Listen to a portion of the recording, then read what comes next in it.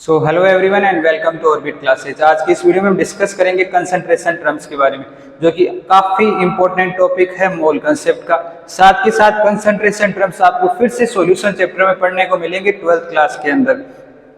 तो ये देखे जाए तो 12th क्लास के नजरिए से भी काफी इंपॉर्टेंट है। तो देखते हैं एक एक करके डिस्कस करेंगे। टोटल 9 कंसंट्रेशन टर्म्स को हम इस वीडियो में डिस्कस करेंगे। तो सबसे पहले हम डिस्कस करेंगे वेट बाय वेट परसेंटेज को, वेट बाय वेट परसेंटेज को। सेकेंड हम कंसंट्रेशन डिस्कस करेंगे जो कि है वॉल्यूम बाय वॉल्यूम परसेंटेज।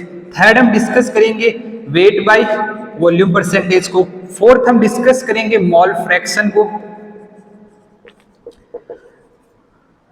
पांचवी हम कंसंट्रेशन टर्म डिस्कस करेंगे ppm पार्ट्स पर मिलियन। सिक्स्थ हम डिस्कस करेंगे ppb पार्ट्स पर बिलियन। सेवेंथ हम डिस्कस करेंगे मोलैरिटी को। एट पॉइंट हम डिस्कस करेंगे मोलैलिटी को। एंड लास्ट में फाइनली हम डिस्कस करेंगे नॉर्मलिटी को। तो टोटल 9 कंसंट्रेशन टर्म्स को हम इस वीडियो में डिस्कस करेंगे। Wait by wait, volume by volume, wait by volume, mole fraction, ppm, ppb, molarity, molality, normality. इनको पढ़ने से पहले आपको एक छोटी चीज का पता होना चाहिए, वो है सोल्यूट और सोलवेंट में क्या फर्क होता है। जैसे कंसंट्रेशन टर्म्स को हम डिस्कस करेंगे सॉल्यूशन के फॉर्म में डिस्कस करेंगे। सॉल्यूशन में प्रेजेंट होगा, एक होगा सोल्यूट प्रेजेंट होगा, एक होगा सोलवेंट। तो सोल्यूट और सोलवेंट क्या क्या होते हैं? देखो, सोल्यूट होता है जो लेस अमाउंट में प्रेजेंट हो किसी भी सॉल्यूशन में, वो तो हो गया सोल्यूट, और जो मोर अमाउंट में प्रेजेंट हो वो हो गया सोलवेंट। तो इसको मोल की टर्म में डिस्कस करेंगे तो देखेंगे तो less amount of mole present होंगे तो वो तो हो गया सोल्यूट, और जिसमें more amount of mole present हो तो वो हो गया सोलवेंट। इस तरह से आप देखोगे सोल्यूट और सोलवेंट को। जब मोल ज्यादा होंगे तो वो हो गया सोल्यूट, जिसमें मोल कम होंगे वो हो गया सोल्यूट, जिसमें मोल ज्यादा होंगे वो हो गया सोलवेंट। एग्जांपल देखते हैं, 98 ग्राम H2SO4 प्लस 54 ग्राम H2 किसी भी एक सॉल्यूशन में प्रेजेंट है। आपसे पूछा जाए इसमें से सोल्यूट कौन सा है और सोलवेंट कौन सा है, तो कैसे देखोगे? आपको देखना क्या है, जिसमें लेस मोल हो वो तो हो गया सोल्यूट, और जिसमें मोल ज्यादा हो वो हो गया सोलवेंट। आप ऐसा नहीं देखना कि 98 ग्राम है तो 98 है तो ये तो सोलवेंट हो गया। आपको मोल देखने, मास नहीं देखना। तो मोल कैसे कैलकुलेट करोगे? मास के टर्म में जो फॉर्मूला वो लगाओगे, नंबर ऑफ मोल्स कैलकुलेट करना है, नंबर ऑफ मोल्स।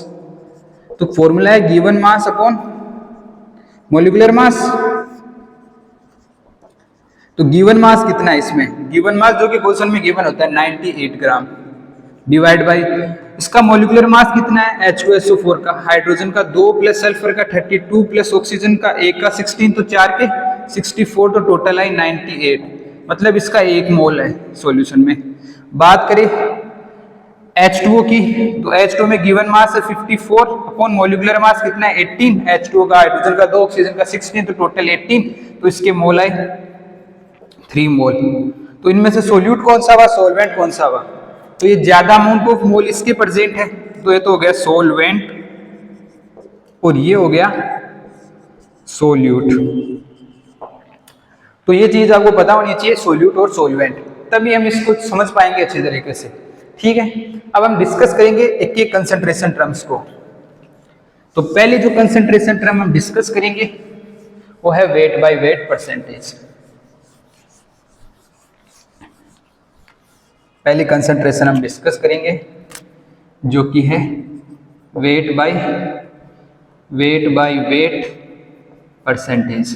पहली कंसंट्रेशन डिस्कस करेंगे टर्म। इसके लिए आपको फॉर्मूला है जो कि याद रखना है। वेट बाय वेट परसेंटेज का फॉर्मूला होगा, वेट बाय वेट परसेंटेज का जो फॉर्मूला है वो ये है, मास of solute upon mass of solution into 100। ये फॉर्मूला आपको याद रखना है। वेट बाय वेट परसेंटेज निकालना हो तो मास ऑफ सोल्यूट करना है। सोल्यूट मतलब जो लेस अमाउंट में जिसके मोल प्रेजेंट हो किसी भी सॉल्यूशन में, हो गया solute upon mass of solution. Solution की बात करें तो सॉल्यूशन क्या हो गया, सोल्यूट प्लस सोलवेंट, वो हो गए सॉल्यूशन, इनटू 100 करना है। तो आपको ये चीज याद रखनी है। देखो, इसको एक क्वेश्चन से समझते हैं हम। जिससे बात करें हम ये सॉल्यूशन, एक सॉल्यूशन लेते हैं जिसके अंदर सॉल्यूट और सॉल्वेंट दोनों दिए जाएंगे, फिर आपको फाइंड आउट करना है, ठीक है। तो क्वेश्चन हम यहाँ लिखते हैं, इसका ऊपर आपको करना है question, a solution is prepared by adding 2 gram of substance to 18 gram of H2O, water में डालना है। डिटरमाइन, आपसे पूछा जाए determine weight by weight percentage, ये आपको फाइंड आउट करना है। तो ये फॉर्मूला आ गया इस क्वेश्चन का। आपको क्या दिया गया है, a solution is prepared by adding 2 gram of substance to 18 gram of H2O, water के अंदर डाला गया है 2 ग्राम 18 ग्राम वाटर में। तो इसमें सोल्यूट कौन सा हो गया और सोलवेंट कौन सा हो गया? तो सोल्यूट हो गया ये 2 ग्राम और सोलवेंट हो गया 18 ग्राम। तो कैसे क्या आएगा इसमें, वेट बाय वेट परसेंटेज कैसे फाइंड आउट करेंगे, वेट बाय वेट परसेंटेज। तो आपको क्या करना है, आपको करना है मास ऑफ, आपको देखना है मास ऑफ सोल्यूट कितना देर का है। पहले तो आप देखो सोल्यूट क्या है और सोलवेंट क्या है। सोल्यूट तो कितना है 2 ग्राम है, सोलवेंट कितना है 18 ग्राम है, वाटर प्रेजेंट है। तो ये करना है, तो मास ऑफ सोल्यूट कितना है 2 अपॉन मास ऑफ सॉल्यूशन दे रखा है। तो मास ऑफ सॉल्यूशन मतलब सोल्यूट प्लस सोलवेंट, तो टोटल आ गया 20 इंटू 100 जो कि आएगा 10%। तो वेट बाय वेट है इसका 10%। इसी तरह आपको कैलकुलेट करना है wait by weight percentage, mass of solute upon mass of solution multiply by 100। Mass of solution मतलब सोल्यूट प्लस सोलवेंट का मास होगा मास ऑफ सॉल्यूशन। अगली कंसंट्रेशन हम डिस्कस करेंगे वेट बाय वेट परसेंटेज। तो पहली कंसंट्रेशन टर्म तो ये हो गई। दूसरी की बात करें जो कि है concentration term volume by volume percentage. Wait by wait हो गया, अब है वॉल्यूम बाय वॉल्यूम परसेंटेज। इसके लिए आपको क्या याद रखना है formula, volume of solute upon volume of solution, volume of solution into 100। बस ये एक फॉर्मूला आपको इसके लिए याद रखना है। सिंपल है, जैसा ऐसा इसमें किया वैसा का वैसा ही चीज इसमें करनी है। इसमें भी मास ऑफ सोल्यूट ऊपर लिखना है और वॉल्यूम ऑफ सोल्यूट ऊपर लिखना है और वॉल्यूम ऑफ सॉल्यूशन नीचे लिखना है और मल्टीप्लाई बाय 100। तो ये दो कंसंट्रेशन हम टर्म्स ने डिस्कस कर ली। इसका न्यूमेरिकल ऐसे ही होगा जैसा इसका हुआ। अगली कंसंट्रेशन टर्म पर चलते हैं हम, जो कि है वेट बाय वॉल्यूम परसेंटेज। अगली जो कंसंट्रेशन टर्म है अपनी वो है wait by volume percentage. Third concentration term हम डिस्कस करे हैं वेट बाय वॉल्यूम परसेंटेज। इसका जो फॉर्मूला आपको याद रखना है वो ये है मास ऑफ सोल्यूट अपॉन नीचे वॉल्यूम दे रखा है V, तो वॉल्यूम ऑफ सॉल्यूशन इंटू 100। ये फॉर्मूला आपको याद रखना है वेट बाय वॉल्यूम के लिए, मास of solute upon volume of solution into 100। तो इसका एक क्वेश्चन देखते हैं। 100 ml of a solution contain 5 gram of solute ये कंटेन करता है। आपको फाइंड करना, आपको डेंसिटी दे रखी है। If density of solution is 1.25 gram per ml, then determine आपसे पूछा जाए volume by weight by volume percentage, और आपसे पूछा गया है एक और ले लेते हैं जैसे वेट बाय वेट परसेंटेज। ये आपसे पूछा गया, कैसे कैलकुलेट करोगे आप? आपसे पूछा गया है वेट बाय वॉल्यूम परसेंटेज, साथ के साथ आपसे पूछा गया है वेट बाय वेट परसेंटेज। तो आपको ये कैलकुलेट करना है इसके लिए, ठीक है। तो वीडियो को पॉज करो, पहले आप करो फिर हम करते हैं यहाँ। ठीक है, तो इसमें दो चीज पूछी गई, एक तो वेट बाय वॉल्यूम और वेट बाय वेट, जिसका हमने फॉर्मूला भी पहला फॉर्मूला यही देखा था पहली कंसंट्रेशन टर्म का। तो इसमें गिवन क्या है, 100 ml ऑफ सॉल्यूशन दे रखा है, वॉल्यूम दे रखी है अब की बार सॉल्यूशन की कितनी, वॉल्यूम ऑफ सॉल्यूशन गिवन है कितनी 100 ml, ठीक है। कंटेन 5 ग्राम सोल्यूट भी दे रखा है जो लेसर अमाउंट में हो, इतना 5 gram. If density of solution is 1.2 gram per ml then determine weight by volume. तो वेट बाय वॉल्यूम कैसे लिखोगे, ये रहा formula, mass of solute upon volume of solution. तो वेट बाय वॉल्यूम जो आएगा वो मास ऑफ सोल्यूट कितना है 5 gram upon volume of solution कितना है 100 मल्टीप्लाई बाय 100, ये फॉर्मूला यूज करना है। मास ऑफ सोल्यूट 5 ग्राम दे रखा है, वॉल्यूम ऑफ सॉल्यूशन 100 ml दे रखा है, तो ये आएगा 5%। तो वेट बाय वॉल्यूम आ गया 5%। अब हम निकालते हैं वेट बाय वेट परसेंटेज। तो वेट बाय वेट परसेंट का क्या फॉर्मूला था, वेट बाय वेट परसेंटेज का यहाँ लिखते हैं मास of solute upon mass of solution, mass of solution, ये फॉर्मूला था। तो हमारे पास है मास ऑफ सोल्यूट तो गिवन है, मास ऑफ सोल्यूट तो कितना है 5 ग्राम, तो मास ऑफ सोल्यूट तो है 5 gram upon mass of solution नहीं पता हमको, क्यों यहाँ तो मास नहीं वॉल्यूम दे रखा है क्वेश्चन में, 100 ml ऑफ सॉल्यूशन मतलब वॉल्यूम दे रखा है। अब इसको आपको मास में कैसे कन्वर्ट करोगे इस वॉल्यूम को, इसलिए आपको इस क्वेश्चन में डेंसिटी दे रखी है, इसकी हेल्प से आपको कन्वर्ट करना है। तो आपको डेंसिटी का फॉर्मूला पता होगा, डेंसिटी होती है मास अपॉन वॉल्यूम, ठीक है। आपको वॉल्यूम पता है, डेंसिटी पता है, तो आप मास ऑफ सॉल्यूशन निकालोगे। तो ये तो मास ऑफ सॉल्यूशन क्या आएगा, डेंसिटी को वॉल्यूम से मल्टीप्लाई करना है, तो डेंसिटी कितनी दे रखी है 1.25 ग्राम per ml multiply by volume of solution कितना दे रखा है 100 ml।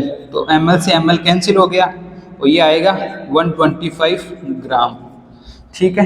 तो वेट ऑफ सॉल्यूशन कितना आ गया 125 ग्राम मल्टीप्लाई बाय 100, ठीक है। तो ये हमारे पास वेट बाय वेट परसेंटेज आ गया। इसको सोल्व करिए तो क्या आएगा, ये 25 से ये 4 टाइम्स गएगा, ये 5 टाइम्स गएगा, ये 5 से, तो ये आ गया 4% वेट बाय वेट परसेंटेज, ठीक है। इसका आप स्क्रीनशॉट ले सकते हो। फिर हम आगे चलते हैं अगली कंसंट्रेशन टर्म्स पर, ठीक है। अब हम डिस्कस करेंगे फोर्थ जो कंसंट्रेशन टर्म है मोल फ्रैक्शन को। इसके हमने क्वेश्चन देख लिए, इस वेराइटी के भी देख लिए। जब आपको वॉल्यूम दे रखा हो सॉल्यूशन का, आपको मास ऑफ सॉल्यूशन फाइंड करना है, तो आपको डेंसिटी का फॉर्मूला यूज करना है, ठीक है। अब हम चलते हैं अगले कंसंट्रेशन टर्म पर जो कि है मोल फ्रैक्शन।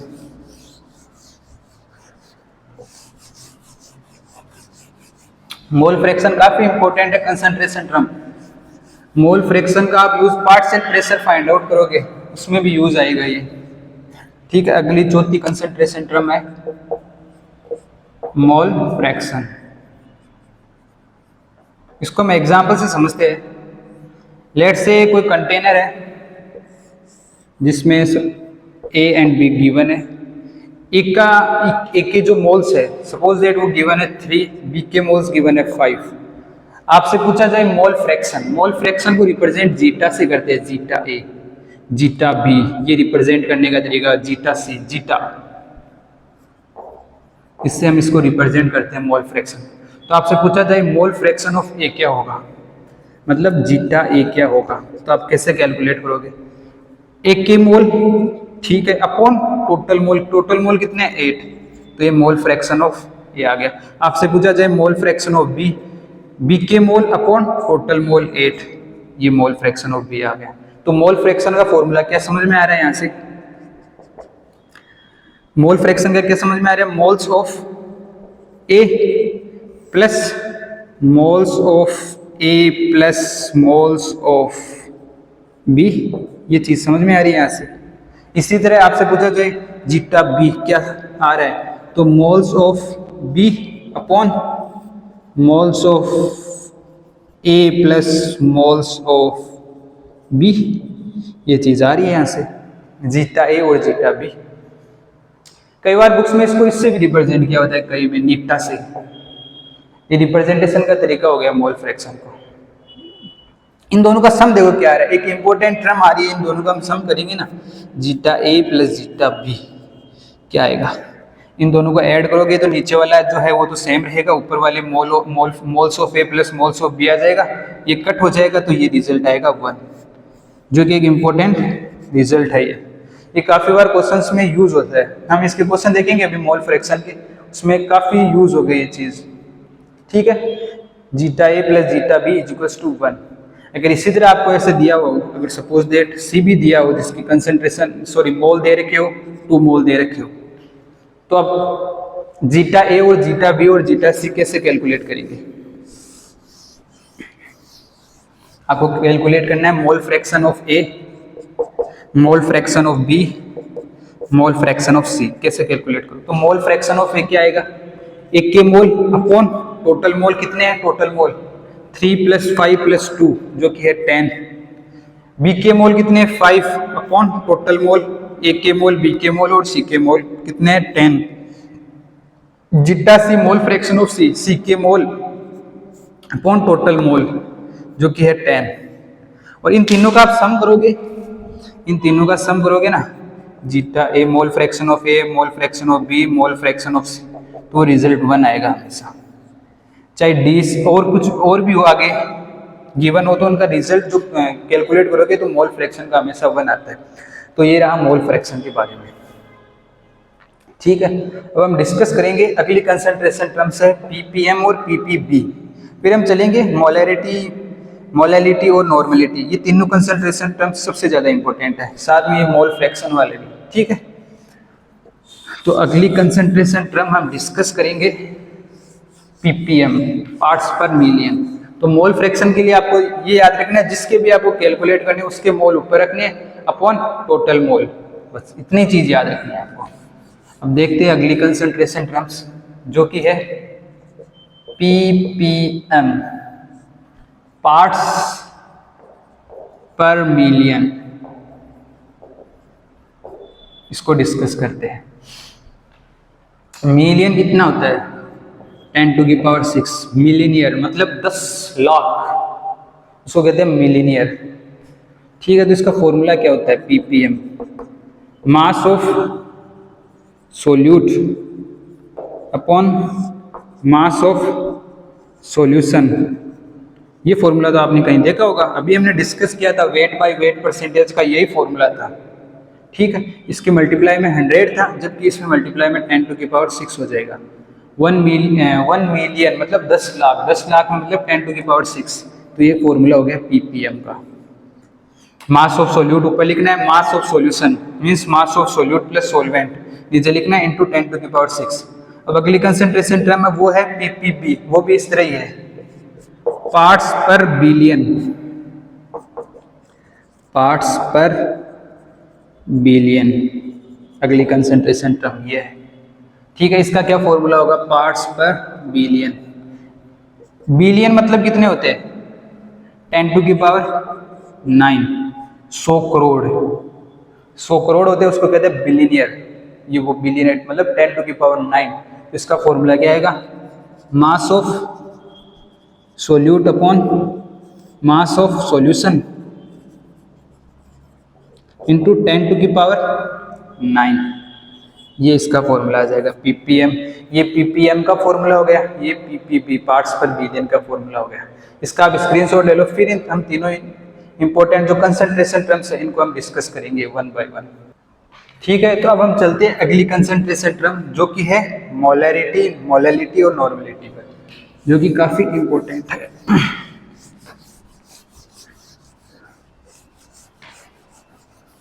सिक्स्थ जो कंसंट्रेशन टर्म हम डिस्कस करेंगे वो है 7th कंसंट्रेशन टर्म जो कि है मोलैरिटी।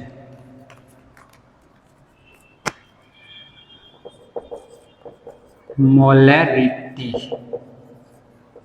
रिप्रेजेंट करते हैं इसको कैपिटल एम से। इसका क्या फॉर्मूला होगा वो देखो, आप पहले फॉर्मूले से समझो, फिर हम इसकी जो एक लाइन है डेफिनेशन वो समझेंगे। मोलैरिटी मतलब number of moles of solute upon volume of solution in litre. ये फॉर्मूला है मोलैरिटी का। इसको कैसे समझेंगे? Number of moles of solute, number of moles of solute present in 1 litre of solution, 1 litre of solution. ये इसको समझने का तरीका हो गया। Number of moles of solute present in 1 litre of solution, मतलब मोल पर लीटर। फॉर्मूला ये हो रहा है मोलैरिटी का।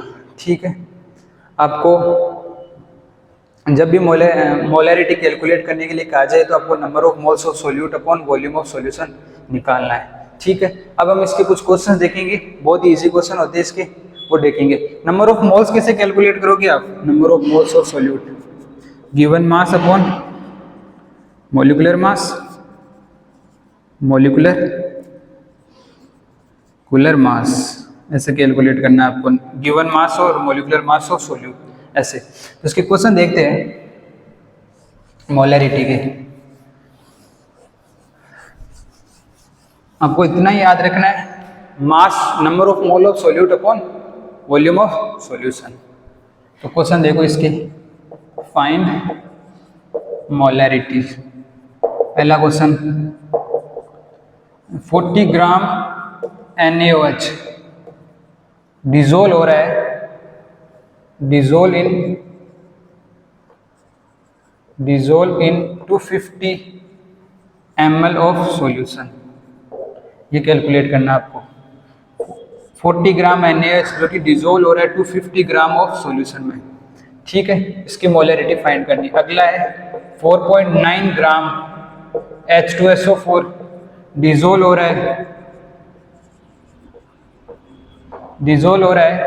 500 सेंटीमीटर क्यूब ऑफ सॉल्यूशन। तो आपको फाइंड क्या करना है? मोलैरिटी। ठीक है, ये सब आपको कैलकुलेट करना है। तो आपको पता होगा इसको हमको किस में लेना है? जो फॉर्मूला देखा था, number of moles of solute upon volume of solution in litre. इसको लीटर में लेना है, जबकि ये ml में है, ये सेंटीमीटर क्यूब में है। तो 1 लीटर में कितने ml? 1000 ml। ठीक है, 1 लीटर में कितने सेंटीमीटर क्यूब? 1000 centimetre cube. ये कन्वर्जन हो गया। आपको ये क्वेश्चन करना है, वीडियो को पॉज करो और पहले आप करिए इन क्वेश्चन को। मैं लिखता हूँ जितने में फॉर्मूला मोलैरिटी का। Number of mole of solute, number of moles of solute upon volume of solution in litre. ठीक है, अब पहला क्या है? Find molarity of 40 gram NaOH dissolve in 250 ml of solution. तो गिवन मास दे रखा है और वॉल्यूम दे रखा है। तो number of moles of solute कैसे लिखेंगे? Given mass upon molecular mass. ये number of moles of solute given mass upon molecular mass. Given mass कितना है? 40 अपॉन मॉलिक्यूलर मास किसका? NaOH का। Na कितना होता है? 23 प्लस 16 प्लस 1 जो कि आ रहा है 40 अपॉन वॉल्यूम ऑफ सॉल्यूशन कितना दे रखा है?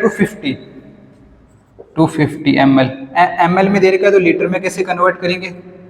1000 से डिवाइड कर देंगे, 0 से 0 कैंसिल आउट हो गया, ये गया 5 बार, ये 5 ऊपर चला जाएगा तो ये आ जाएगा 5 मोल। तो इसकी मोलैरिटी आ गई 5 मोलैरिटी है इसकी 5। ठीक है, इसकी मोलैरिटी आ गई पहले की 5 मोलैरिटी। अब आप अगला कैलकुलेट करते हैं। अगला भी यही फॉर्मूला है same. Molar number of moles of solute upon volume of solution. Number of moles को कैसे लिखेंगे? Given mass upon molecular mass. तो गिवन मास कितना है? 4.9 ग्राम upon mass of molecular mass. तो इसका मॉलिक्यूलर मास कितना है? हाइड्रोजन का 2, सल्फर का 32 प्लस ऑक्सीजन 4 है तो 64 हो गए। तो टोटल आए 98 डिवाइड बाई 500 सेंटीमीटर क्यूब। तो लीटर में कैसे कन्वर्ट करेंगे, 1000 से कर देंगे डिवाइड, ये आएगा 1/2, इस पॉइंट को उठाओ 0, ये जाएगा 1/20 आएगा इस तरफ, ये 2 ऊपर जाएगा, तो ये 2 ऊपर ऐसे इसको जब ऊपर ले जाएंगे तो 2 ऊपर जाए 1/10 आ जाएगा यहाँ।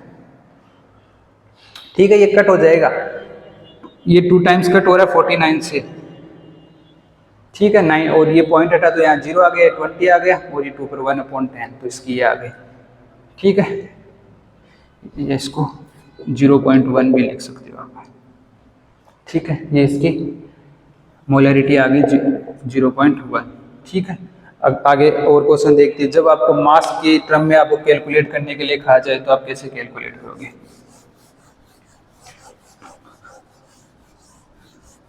तो ये फॉर्मूले ये याद रखना है, इसके अंदर ये लगाना है, ये नंबर ऑफ मोल्स कैसे कैलकुलेट करना है, given mass upon molecular mass. अब देखते हैं अगला क्वेश्चन। अगर आपसे मास कैलकुलेट करने के लिए कहे तो कैसे करना है। अगला क्वेश्चन है find mass of Na2CO3 present in 100 ml of 3 molar solution। ये कैलकुलेट करना आपको। ठीक है, तो आपके पास अब की बार आपको मोलरिटी दे रखी है, तो कैलकुलेट कैसे करोगे। मोलरिटी गिवन है कितनी, 3 molar. Number of moles of solute upon volume of solution, volume of solution भी दे रखा है। अपन को क्या कैलकुलेट करना है, गिवन मास कैलकुलेट करना है। ये यहाँ तो गिवन मास अपन को कैलकुलेट करना है, उसको x मान लेते हैं इस चीज को, ये इसका ये फॉर्मूला है, ये number of moles of solute. तो गिवन मास अपन को कैलकुलेट करना है। मॉलिक्यूलर मास कितना है, N2CO3 का, N2 कितना होता है 1 का, सोडियम का 23, तो टोटल हो गए 2 है तो 46 प्लस कार्बन का 12 प्लस एक ऑक्सीजन का 16, तो 3 के 48, तो ये टोटल आ गया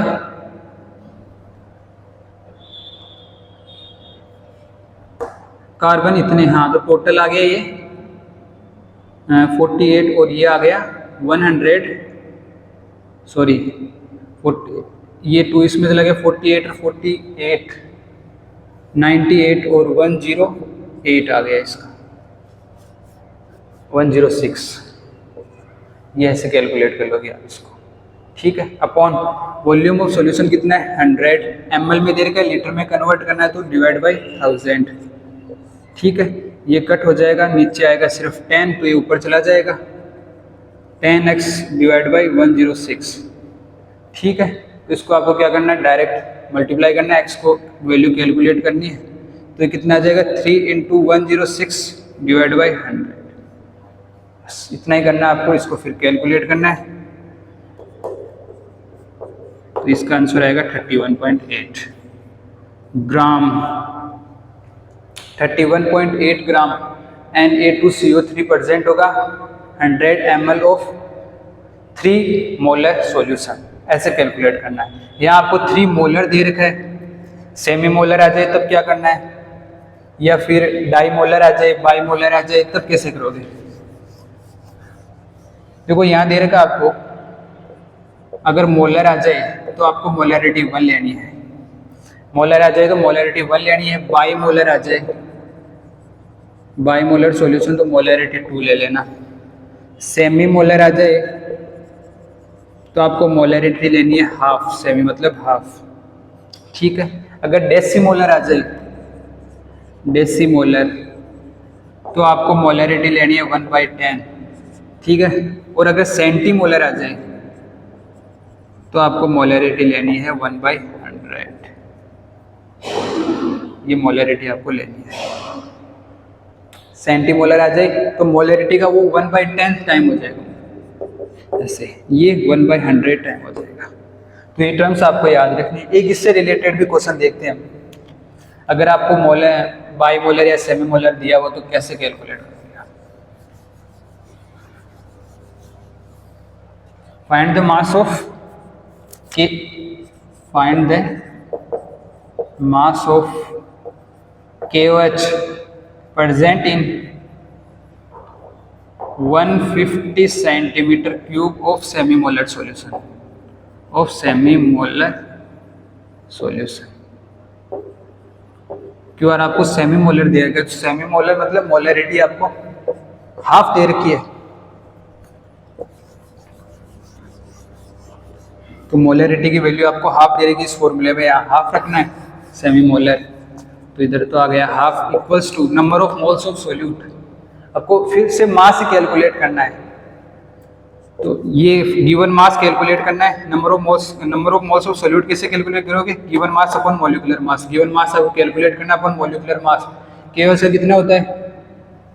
इसका होता है 39, ऑक्सीजन का होता है 16 प्लस हाइड्रोजन का 1, तो ये हो गया 56 divide by volume of solution कितना है 150 सेंटीमीटर क्यूब में है, तो लीटर में कैसे कन्वर्ट करोगे? डिवाइड बाय 1000, तो 0 से 0 कट हो गया। इसको आप और कैलकुलेट करोगे तो ये कितनी बार कैलकुलेट 15, ये 3 टाइम्स, ये जाएगा 20, ये ऊपर चली जाएगी ये टर्म, तो 20/20x बाई 56 इंटू 3 ये आएगा आपके पास, इसको जब कैलकुलेट करोगे तब।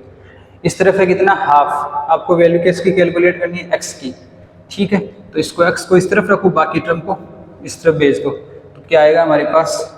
ये हाफ तो इस तरफ रहेगा, तो ये क्या आएगा इंटू 56 इंटू 3 डिवाइड बाई 20, ठीक है। इसको आप कैलकुलेट करोगे तो आपको मिल जाएगा मास ऑफ KOH, ठीक। ये बड़ी सिंपल सी चीज़ है, आपको बस ये चीज़ याद रखनी है। सेमी मोलर मतलब मोलरिटी का हाफ हो जाएगा, बाई मोलर मतलब मोलरिटी डबल हो जाएगी, ठीक है। अब अगली कंसंट्रेशन टर्म पर हम चलेंगे जो कि है मोलैलिटी, ठीक है। इसका आप स्क्रीनशॉट ले सकते हो, फिर अगली कंसंट्रेशन टर्म पर चलते हैं। ये मोलरिटी का हो गया। आपको करना क्या? Number of moles of solute upon volume of solution. Molarity से जाने से पहले एक चीज और देखते हैं इसमें, वो है कि अगर डाइल्यूट सॉल्यूशन के लिए आपको मोलरिटी कैलकुलेट करनी हो तो कैसे कैलकुलेट करोगे? Molarity of dilute solution, dilute मतलब जब वाटर, जिसमें वाटर की कंसंट्रेशन ज़्यादा हो। सपोज दैट एक एग्जांपल समझते हैं इसका फॉर्मूला कैसे होगा। अगर आपको क्वेश्चन में ऐसे गिवन हो, जैसे ये कोई सॉल्यूशन दे रखा है, इसकी मोलरिटी M1 है, वॉल्यूम V1 है, अगर इसमें हमने वाटर ऐड कर दिया तो क्या फॉर्म होगा? इसकी मोलरिटी चेंज हो जाएगी, वॉल्यूम भी चेंज हो जाएगा, मोलरिटी M2 हो जाएगी और वॉल्यूम V2 हो जाएगा। होगा क्या? इनके नंबर ऑफ मोल्स है जो सेम रहेंगे, इसलिए होगा क्या? M1 V1 इक्वल हो जाएगा M2 V2 के। जब ऐसा क्वेश्चन आए तो आपको क्या करना है? M1 V1 equals to M2 V2 करना है। इसका मास और इसका वॉल्यूम, पहले का दूसरे का मास और दूसरे का वॉल्यूम से आपको सिंपली इनको इक्वल पुटअप करना है मल्टीप्लाई करके। ये डाइल्यूट सॉल्यूशन। और हम बात करें मोलरिटी ऑफ मिक्सर कैसे कैलकुलेट करोगे? ये तो मोलरिटी ऑफ डाइल्यूट सॉल्यूशन हो गया। अगर आपसे पूछे मोलरिटी ऑफ मिक्सर, मतलब जैसे एक कंटेनर है ये, एक कंटेनर है ये, इनको एक कंटेनर में पुटअप कर दिया, जैसे ये, इसकी मोलरिटी M1 V1, दूसरे की M2 V2, इनको एक कंटेनर में पुट कर दिया तो क्या होगा? मोलरिटी भी चेंज हो जाएगी और वॉल्यूम क्या हो जाएगी? इन दोनों की ऐड हो जाएगी। इन दोनों को इस एक कंटेनर में पुट कर दिया तो मोलरिटी M1 है, दूसरे की M2 है, वॉल्यूम V1 V2, तो मोलरिटी M हो जाएगी, वॉल्यूम ऐड हो जाएगा। तो इसके लिए क्या फॉर्मूला होगा? इसके लिए फॉर्मूला होगा, मोलरिटी कैलकुलेट करनी हो तो M1 V1 plus M2 V2, जो कि आएगा M1 plus molarity V1 plus V2। ये फॉर्मूला आपको यूज़ करना है। मोलैरिटी ऑफ मिक्सर कैलकुलेट करना हो, M1V1 plus M2V2 upon V1 plus V2, ये मोलैरिटी ऑफ मिक्सर। अगर आपको एग्जाम्पल के तौर पे दिया हो, कोई भी एग्जाम्पल लेते हैं, जैसे इसका आपको एक क्वेश्चन लेते हैं, जैसे एक मिक्सर गिवन हो जिसकी मोलैरिटी 0.5 हो और एंड वॉल्यूम जिसकी 10 लीटर दे रखी हो, और दूसरा एक मिक्सर है जिसकी मोलैरिटी 1 m मोलर हो और उसका वो लीटर दे रखा है 5 लीटर वॉल्यूम दे रखा है। तो आपको कैलकुलेट करनी है इनका मिक्सर की मोलैरिटी, मिक्सर की मोलैरिटी, मिक्सर की मोलैरिटी कैलकुलेट करनी है आपको, मोलैरिटी ऑफ मिक्सर। तो कैसे कैलकुलेट करोगे, आपको फॉर्मूला ये यूज़ करना है। सिंपल इस फॉर्मूले में आपको वैल्यूज़ को पुट करना है। जैसे पहले की कितनी देर की एक सॉल्यूशन ये एक ये, और इनकी मोलैरिटी आपको मिक्सर की कैलकुलेट करनी है। तो मोलैरिटी फाइनल मोलैरिटी काटनी है, तो मोलैरिटी ऑफ फर्स्ट कितनी है 0.5, ठीक है, मल्टीप्लाई बाय इसकी वॉल्यूम कितनी है 10 litre, plus molarity of second कितनी है 1 इंटू वॉल्यूम कितनी है 5, डिवाइड बाय टोटल वॉल्यूम कितनी है 10 प्लस 5, तो 15 लीटर। इस तरह से आप फाइनल मोलैरिटी कैलकुलेट कर पाओगे, ठीक है। तो ये आप इजीली कैलकुलेट कर पाओगे मोलैरिटी ऑफ मिक्सर, ठीक है। अब आगे चलते हैं, अगली कंसंट्रेशन टर्म को डिस्कस करते हैं, जो कि है मोलैलिटी। अगली जो कंसंट्रेशन टर्म है वो है मोलैलिटी, मोलैलिटी। मोलैलिटी क्या होती है, इसको हम स्मॉल m से रिप्रेजेंट करते हैं। पहले इसका फॉर्मूला देखो, आप मोलैरिटी कैलकुलेट करनी हो तो आपको फॉर्मूला लगाना है number of moles of solute divide by mass of solvent. यहाँ मास ऑफ सोलवेंट आएगा, वो भी इन केजी में लेना है। ये फॉर्मूला आपको यूज़ करना है जब आपको मोलैरिटी कैलकुलेट करनी हो।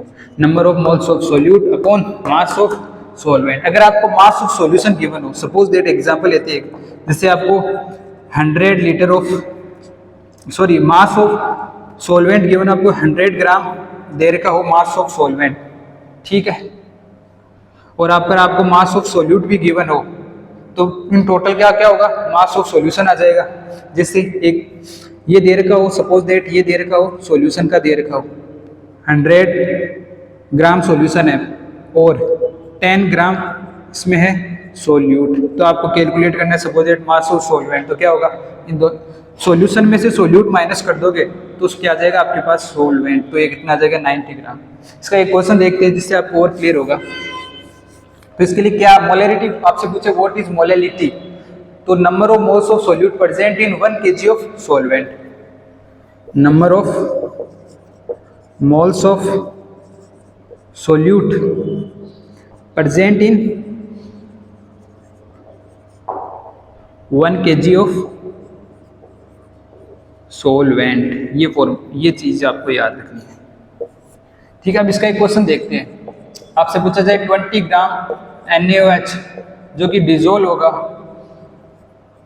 इन 100 ग्राम सॉल्यूशन, तो find its molality, find its molality. कैसे कैलकुलेट करोगे, तो आपको कैलकुलेट करना है तो ये फॉर्मूला यूज करना है, मोलैरिटी कैलकुलेट करनी है, फाइंड इट्स मोलैरिटी आपको कैलकुलेट करनी है। तो number of moles of solute कैसे कैलकुलेट करोगे, गिवन मास अपॉन मोलिकुलर मास। गिवन मास कितना है, इसका गिवन मास कितना है 20 ग्राम, अपॉन मोलिकुलर मास सोडियम का कितना है 23 प्लस ऑक्सीजन का 1 प्लस ऑक्सीजन का 16 प्लस हाइड्रोजन का 1, तो टोटल आ गया 40 gram, divide by 40 upon mass of solvent in KG. यहाँ क्या दे रखा है, ग्राम में दे रखा है। 1 kg में कितने ग्राम होते हैं 1000 ग्राम, ठीक है। तो यहाँ क्या आएगा 100 डिवाइड बाई ग्राम में दे रखा है, तो केजी में कन्वर्ट करना है, तो इसको डिवाइड कर देंगे 1000 से, तो ये कितना आया 10, और ये कितना आया 2, तो ये ऊपर चला जाएगा 10/2 जो क्या आएगा 5। तो इसकी क्या आई मोलैलिटी क्या आई 5। ठीक है, इस तरह से आप कैलकुलेट करना है मोलैलिटी के क्वेश्चंस को। ठीक है, अब हम अगली कंसंट्रेशन टर्म जो कि है नॉर्मैलिटी उसको डिस्कस करते हैं।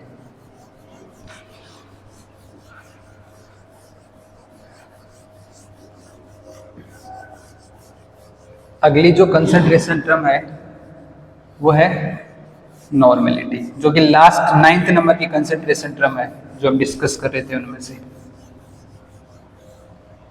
अगली कंसंट्रेशन टर्म नॉर्मैलिटी, जिसको रिप्रेजेंट करते हैं कैपिटल एन से। इसको कैसे कैलकुलेट करते हैं, इसका पहले आप फॉर्मूला समझो। नॉर्मैलिटी कैलकुलेट करनी हो तो इसके लिए आपको ग्राम इक्विवेलेंट का कंसेप्ट पता होना चाहिए। Number of gram equivalent divide by volume of solution, इसमें लीटर में लेंगे। अब ये क्या चीज़ है number of gram equivalent, gram equivalent कैसे कैलकुलेट करते हैं इस चीज़ को आप समझो। अगर ग्राम इक्विवेलेंट कैलकुलेट करने हो तो आपको फॉर्मूला यूज़ करना है ग्राम इक्विवेलेंट का। ग्राम इक्विवेलेंट का जो फॉर्मूला होगा वो ये होता है mass divide by equivalent weight, equivalent weight, ये फॉर्मूला आपको पता होना चाहिए। ग्राम इक्विवेलेंट का क्या होगा mass divide by equivalent weight, और इक्विवेलेंट वेट का क्या फॉर्मूला होगा, इक्विवेलेंट वेट का क्या फॉर्मूला होगा, इक्विवेलेंट वेट का फॉर्मूला होगा molecular mass divide by valency factor, valency factor. ठीक है, ये आपको इक्विवेलेंट वेट का फॉर्मूला आ गया आपके पास। ठीक है, तो ये आपको कैलकुलेट करना है इस तरह आपके। अब यहाँ एक नई चीज़ है ये वैलेंसी फैक्टर, ये क्या चीज़ होती है वैलेंसी फैक्टर। ठीक है, तो वैलेंसी फैक्टर को समझते हैं। वैलेंसी फैक्टर, वैलेंसी फैक्टर क्या होता है, ये फॉर्मूला कैसे हमने नॉर्मलिटी के फॉर्मूले को देखो इस तरह ब्रेक डाउन किया। Number of gram equivalent upon volume of solution दे रखा है, तो ग्राम इक्विवेलेंट का फॉर्मूला होगा मास अपॉन इक्विवेलेंट वेट। ठीक है, और इक्विवेलेंट वेट का क्या होगा molecular mass upon valency factor. अब इस चीज को आप इक्विवेलेंट वेट को यहां रखो। ठीक है, तो क्या आएगा मास अपॉन इक्विवेलेंट वेट को यहां रखो, इक्विवेलेंट वेट की जगह molecular mass into valency factor, तो यहां आएगा मॉलिक्यूलर वेट, और जो वैलेंसी फैक्टर डिवाइड में वो चला जाएगा ऊपर। तो ये क्या है चीज़ है, यही तो है number of moles given mass upon molecular weight. तो ये नंबर ऑफ मोल्स जिसको ऐसे रिप्रेजेंट कर रहे हैं इनटू वैलेंसी फैक्टर। तो इस फॉर्मूले को हम मॉडिफाई करके ये भी लिख सकते हैं number of moles into valency factor divide by volume of solution in litre, ये भी फॉर्मूला। अब यहाँ एक चीज़ है ये वैलेंसी फैक्टर कैसे कैलकुलेट करेंगे। वैलेंसी फैक्टर को देखो कैसे कैलकुलेट करते हैं। एसिड के लिए अलग तरीका होता है, बेस के लिए अलग तरीका होता है, और सोल्ट्स के लिए अलग तरीका होता है। देखो बात करें एसिड्स की, तो आपको ध्यान रखना है जितने H+ वो देगा डोनेट करेगा H+, वही उसका वैलेंसी फैक्टर हो जाएगा। जैसे HCl का वैलेंसी फैक्टर पूछे आपसे, तो इसमें कितने H+ जा सकते हैं, एक H+। ठीक है, इसका वैलेंसी फैक्टर हुआ। बात करें H2SO4 की, इसका वैलेंसी फैक्टर कितना है, 2 जा सकते हैं, तो 2। ठीक है, ऐसे HNO3 की बात करें एसिड है, इसका वैलेंसी फैक्टर 1।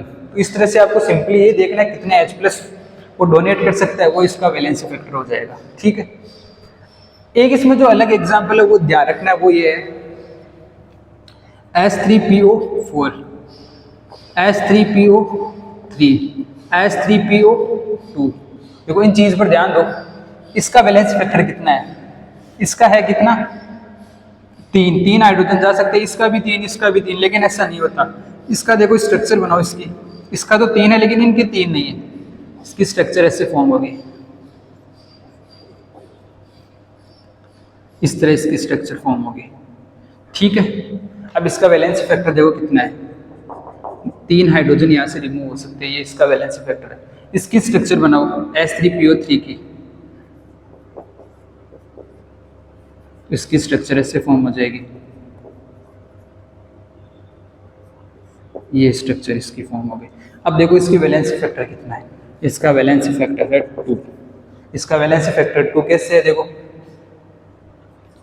ऑक्सीजन और यहाँ ये हाइड्रोजन है, तो हाइड्रोजन यहाँ ऑक्सीजन से इजीली रिमूव हो जाएगा, ठीक है, क्योंकि इनके इलेक्ट्रोनेगेटिविटी का इतना डिफरेंस नहीं है, जबकि फॉस्फोरस से हाइड्रोजन इतना इजीली रिमूव नहीं होगा, ठीक है, ये बॉन्ड ब्रेक नहीं होगा।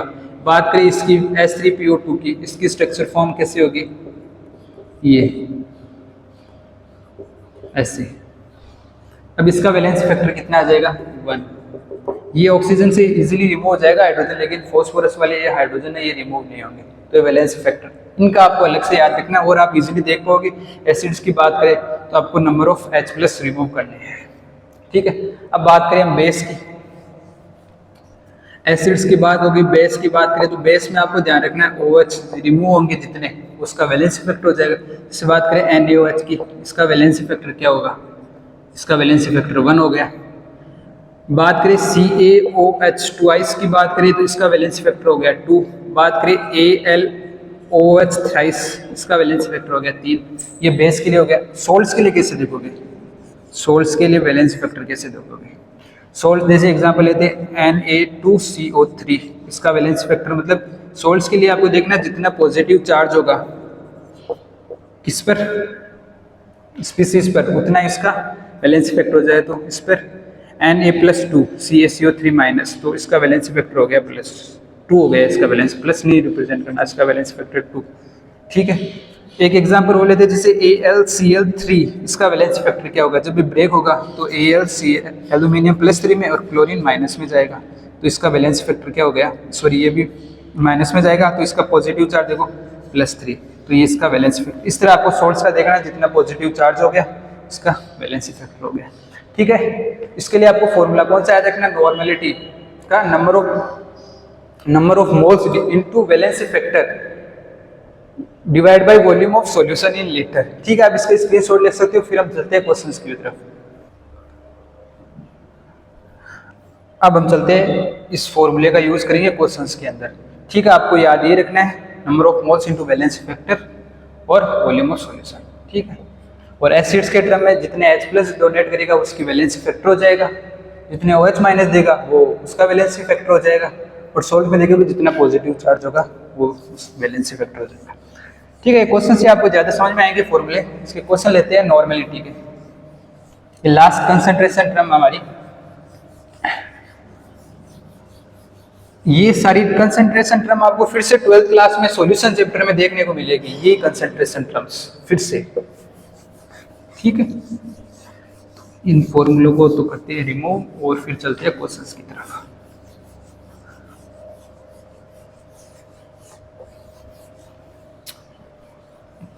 क्वेश्चन है नॉर्मेलिटी का, if 0.98 gram of H2SO4 are present in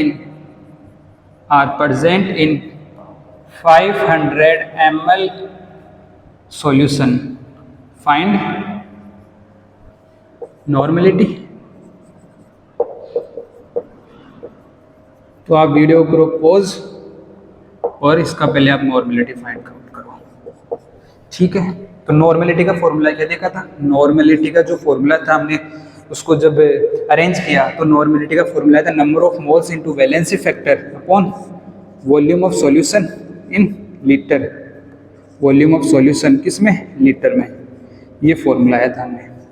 इसका वैलेंसी फैक्टर कितना है देखो, यहाँ क्या दे रखा है H2SO4, यहाँ दे रखा है H2SO4, इसका वैलेंसी फैक्टर क्या होगा, कितने H+ देगा, ये सॉलिड है तो 2 H+ देगा, तो इसका वैलेंसी फैक्टर क्या हो गया 2 हो गया इसका वैलेंसी फैक्टर, ठीक है।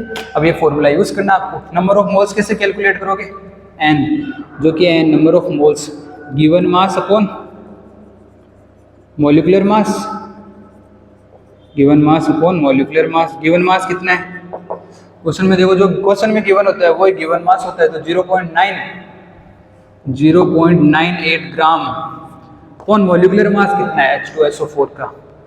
H2SO4 का मोलिकुलर मास हाइड्रोजन का 2 सल्फर के 32 ऑक्सीजन का 1 का 16 तो 2 के 64। तो ये टोटल करोगे तो कितना आएगा 98। ठीक है, ये आएगा 98। पॉइंट कट हो नीचे आएगा तो एक कट हो जाएगा। तो ये रिजल्ट हमको क्या मिलेगा, इसको आप सोल्व करोगे इस टर्म को तो आएगा 0.01,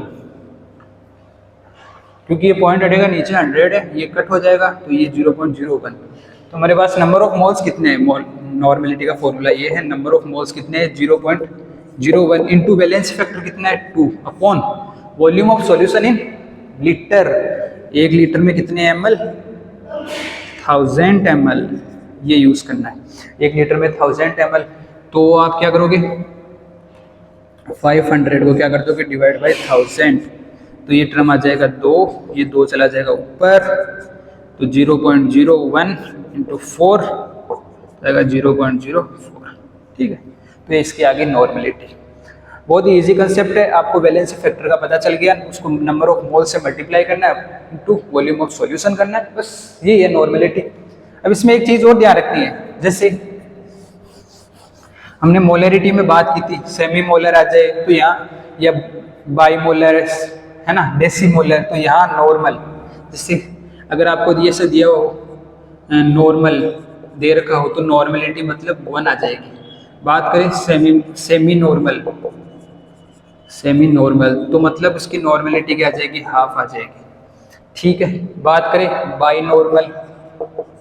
नॉर्मल क्वेश्चन में गिवन होंगे, आपको दे रखा है, जैसे क्वेश्चन हम देखेंगे इसके बाद में, तो उसकी मोलरिटी क्या आ जाएगी 2, सॉरी नॉर्मेलिटी 2 आ जाएगी। ठीक है, अगर ऐसा ही दे रखा हो सेंटी नॉर्मल या फिर डेसी नॉर्मल तो क्या आ जाएगी नॉर्मेलिटी, इसकी डेसी मतलब 1/10, सेंटी मतलब 1/100। ठीक है, बाई नॉर्मल, ट्राई नॉर्मल हो तो नॉर्मेलिटी 3 हो जाएगी, ऐसे पेंटा नॉर्मल तो नॉर्मेलिटी 5 हो जाएगी। ये क्वेश्चन में आपको गिवन होगी। ठीक है, तो इसका एक क्वेश्चन देखते हैं जिससे आपको और क्लियर हो इस चीज के बारे में।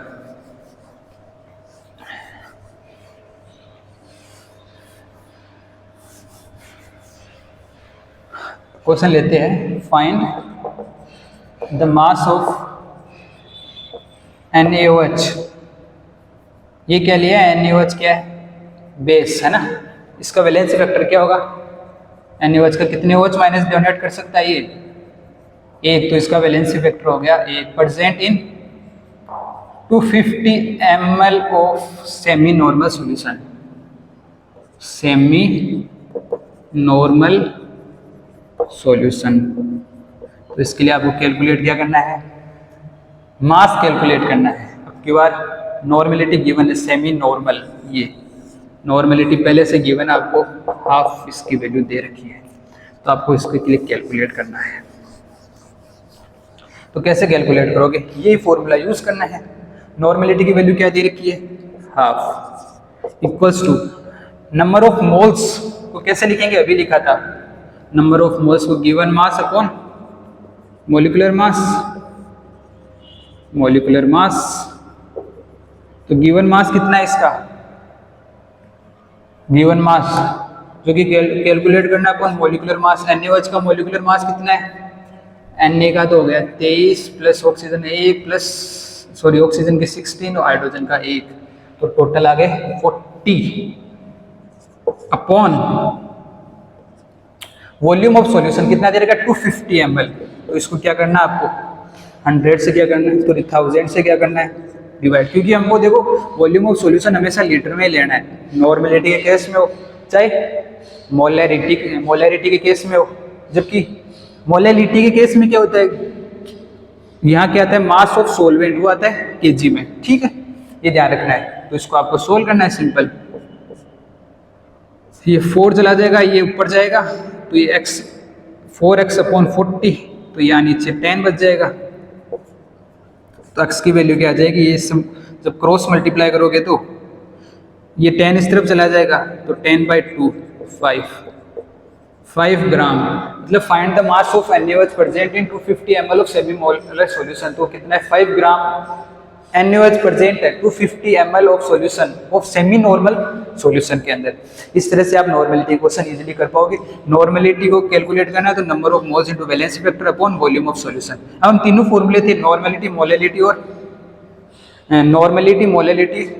और इनको हम कैलकुलेट एक साथ करेंगे। पहला ये तो नॉर्मेलिटी के आ गया, मोलैरिटी देखेंगे, मोलैलिटी देखेंगे और ये नॉर्मेलिटी का तो लिखा हुआ ही है। एक साथ देखते हैं इन फॉर्मूलों को। नॉर्मेलिटी का ये हो गया। मोलैरिटी का क्या फॉर्मूला था, मोलैरिटी का कैपिटल M से रिप्रेजेंट करते हैं number of moles of solute upon volume of solution, किसमें, लीटर में। ये किसका था, मोलैलिटी का फॉर्मूला था। ठीक है, मोलैलिटी का क्या होगा, मोलैलिटी का स्मॉल m से रिप्रेजेंट करते हैं number of moles of solute divide by mass of solvent लेते हैं इन kg। अब देखो, अब तीनों में आप डिफरेंस देखो क्या क्या आ रहा है। नॉर्मेलिटी का क्या है, number of moles of solute, number of moles of solute. नीचे इसके वॉल्यूम ऑफ सॉल्यूशन है, इसके मास ऑफ सोलवेंट है और इसके भी वॉल्यूम ऑफ सॉल्यूशन है। तो मोलैलिटी के टर्म में आपको देखना है मास ऑफ सोलवेंट लेना है, ठीक है, और वो भी kg में लेना है। ठीक है, तो ये तीनों आपके फॉर्मूले हैं वो बहुत इंपॉर्टेंट है। ये तीनों फॉर्मूले बहुत इंपॉर्टेंट है। अब अगले वीडियो में हम क्या देखेंगे, इनके रिलेशन देखेंगे, इन फॉर्मूलेज के रिलेशन। जैसे एक का तो हम अभी देखते हैं, देखिए number of moles of solute upon volume of solution. अब देखो नंबर ऑफ मोल्स, ये देखो number of moles upon volume of solution. तो नॉर्मेलिटी है ये टर्म, ये जो चीज है ना, ये है मोलैरिटी। ये आप देखो number of moles of solute upon volume of solution, ये किसके इक्वल है, इनटू वैलेंसी फैक्टर। ये चीज, ये जो रिलेशन है हम अगले वीडियो में डिस्कस करेंगे इन सब के बीच के अंदर, क्योंकि वीडियो पहले से काफी लेंथी हो चुका है ना। ठीक है, अब हम नॉर्मेलिटी को देखो, कैसे एक टर्म और है कि नॉर्मेलिटी ऑफ मिक्सर कैलकुलेट करना हो तो कैसे कैलकुलेट करोगे। Normality of mixer, normality of mixer calculate करना है तो जैसे हमने मोलैरिटी का केस कैलकुलेट किया था वैसे नॉर्मेलिटी के केस में कैलकुलेट करना है। जैसे सॉल्यूशन दे रखा है, इसकी नॉर्मेलिटी N1 है, वॉल्यूम V1 है, इनको मिक्स करना है, एक अलग सॉल्यूशन बनेगा। इसकी नॉर्मेलिटी N2 है, वॉल्यूम V2 है, इनको मिक्स करो तो नॉर्मेलिटी तो हो जाएगी, N ले लेते हैं, वॉल्यूम हो जाएगा ऐड, तो नॉर्मेलिटी क्या आ जाएगी, N1 V1 plus N2 V2 divide by V1 plus V2। तो ये नॉर्मेलिटी आ गई। इस तरह आपको नॉर्मेलिटी ऑफ मिक्सर कैलकुलेट करना है। ठीक है, तो आपको ये तीन फॉर्मूले तो एकदम अच्छे से याद करना है। मोल फ्रैक्शन का याद करना है, वेट बाय वेट करना है, क्योंकि अगली वीडियो में हम रिलेशन समझेंगे। ठीक है, number of moles into valency factor upon volume of solution, और ये लीटर में लेना है और ये kg में लेना है। ये चीज़ आपको ध्यान रखनी है। ठीक है, तो आज के लिए इतना ही, मिलते हैं नेक्स्ट वीडियो में, तब तक के लिए बाय।